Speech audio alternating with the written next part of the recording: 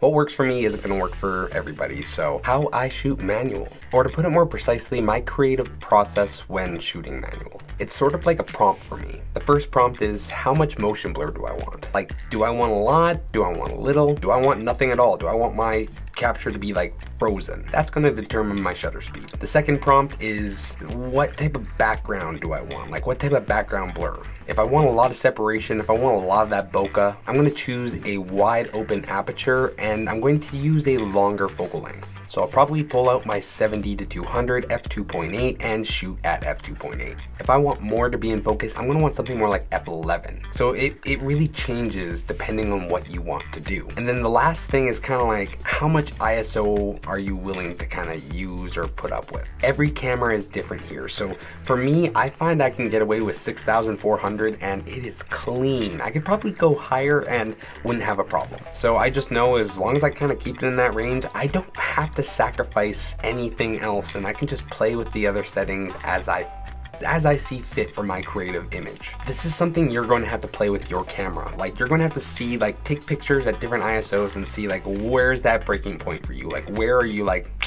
nope, I can't deal with that anymore. I'm not willing to put up with that type of grain.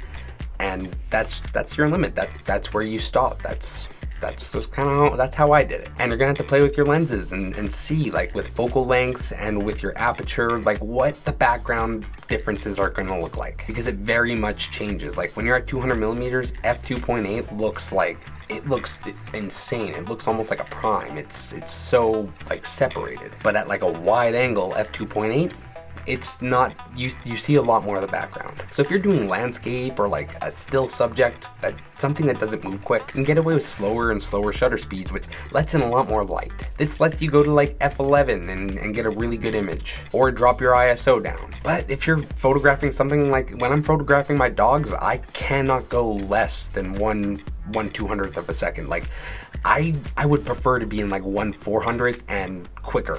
And find your breaking points on your camera. Find where your camera starts to, not perform as well. Test it out, like really test your settings at the maximum on each side and see where are you willing to like kind of go to.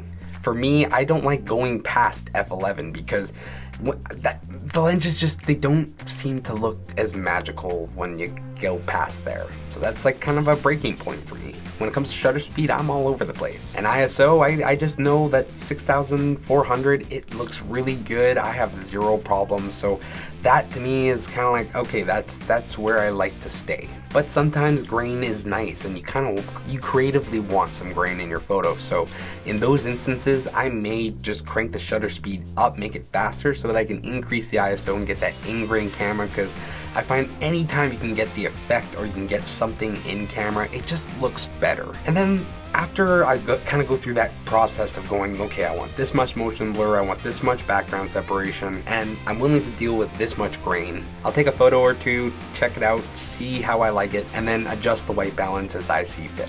I always use manual white balance for the most part, and I assigned the control ring on my RF lenses to control that. And that's kind of my creative process. I go motion blur, how much background separation I want, like what I want my depth of field to look like, what I want my framing to look like, how much grain I'm willing to put up with, and then I adjust my white balance. Oftentimes I'll have the image I want in my head, so like I'll see my subject, I'll see everything around, and I'll go, okay, I got an idea of what I want, now how do I get it? So when it comes to these settings, there is no right or wrong answer. Really, it comes down to what do you want, and that's why I like shooting manual. I get to have the creative input into how the image looks. I can take what's in my head and put it into the camera. And that's a lot of what is fun about photography for me. You show up to the destination and you have this challenge of like, here's my subject, here's the location, make something beautiful. In the age of digital, it is okay to overshoot. With film, it was expensive. You had to buy the film. With digital, yes, the shutters do wear out, but you can get a lot out of a camera. Make sure to practice. Practice is really how you kind of learn your settings, you learn your camera, and you just know what you want and you know how to get it. I took some photos with a fan and a product spinner, so we have a slow moving subject and a fast moving subject, and I made a lot of depth and put some lights and random stuff in there, so let's take a look through these images, the settings, and I can kind of go through it. So in this first photo, we got 1/1000th of a second.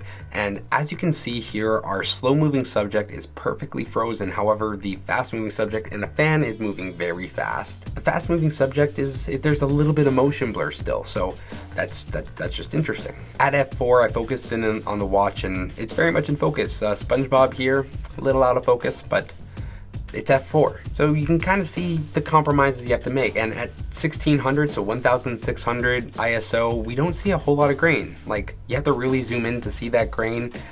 Most people are not zooming in that much. So it looks really clean, 1600 ISO.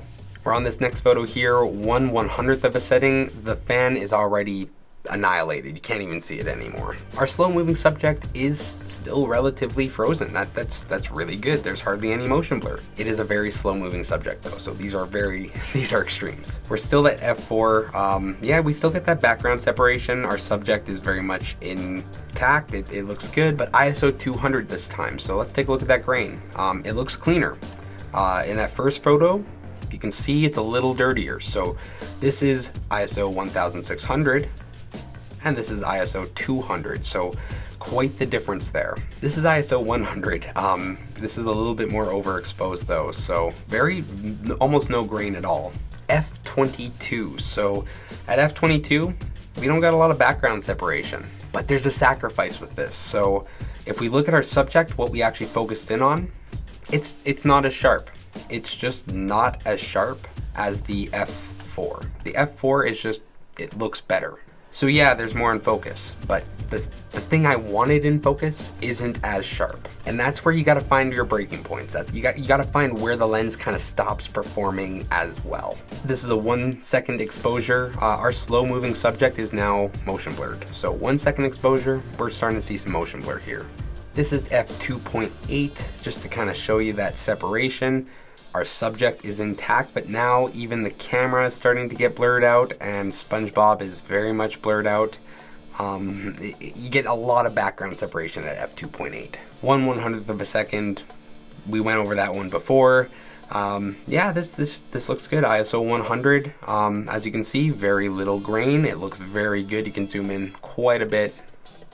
That's essentially, you want to kind of keep your ISO lower if you can. But hey, some grain, it's not bad, and sometimes it looks really good. So just to kind of show you, this is a ridiculous amount, 51,200 ISO. I never go this high, but you can see the grain. You can see the grain. This is definitely not gluten-free. If you can hear my dogs playing, I'm sorry about that, but let's just move on. But look at all, that's a lot of grain. So much grain. But f20, most stuff is in focus, I guess, and 1/1000th of a second, we got a lot. It's frozen. This kind of looks cool. It looks it looks almost film-esque. Like, I don't use this high of ISO really ever, and that's why I say, like, you gotta find where you're comfortable at stopping. For me, it's like 12,800 is pushing it, 6,400 is where I like to be, but that is me with my cameras and my lenses, so gotta see what works with you. F11. F11 looks really good. A lot is in focus. SpongeBob is hardly blurred out, hardly, but a little bit, just a little bit.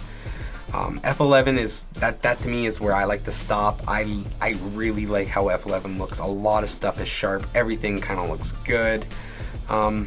Yeah, F11 it's really nice. ISO 2000. We see this looks really clean. Very little grain. That's the thing. You can go up to higher ISOs. So like 2000, it looks really good. So zero problem there. 1/125th of a second. Our slow moving subject looks great. It looks tack sharp. But our fast moving subject is blurred out. So if you're approaching this and thinking, I really want that fan to be frozen, I'm going to make sure it's at like 1/1000th or faster. Possibly faster, because there was even some blur. But if you're just like, nah, I just need that slow moving thing over there to be frozen, I don't need everything else to be frozen, okay, yeah, I'll go down to 1/125th of a second, looks really good.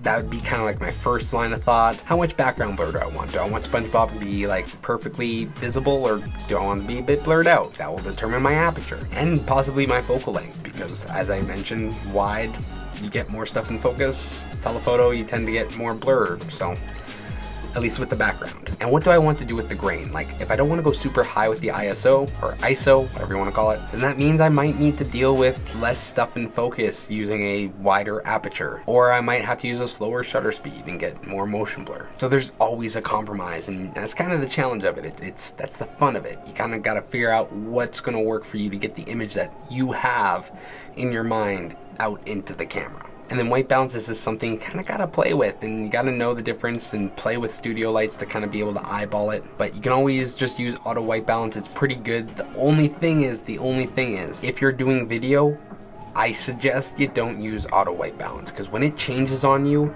it can kind of get distracting sometimes. I have personally found that, like, when you're going through different rooms and the white balance is just auto changing, I find it distracting myself, so I just tend to not use auto white balance for anything. And the great thing about having that control ring assigned to white balance for me is that I'm able to just slowly dial it in as I need to if I'm shooting something more like, I don't know, documentary style or whatever. So white balance is something that's really easy to fix when it comes to like post-production, so I wouldn't worry too much about it.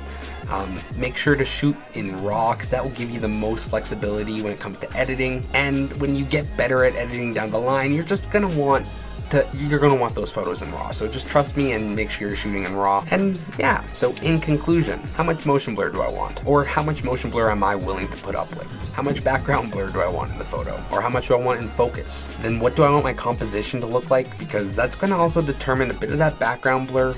I tend to always start with a 24-70 because it just gives you that nice in between. And then you just know if you want to go more or less. And then how much grain am I willing to put up with? And then I dial in the white balance. That's my process in shooting manual. So if you found this helpful, like, comment, all that stuff. Subscribing helps me a lot. If you stuck around for the whole video and you didn't find it helpful, hey, thanks. I appreciate it. And I guess until next time, peace.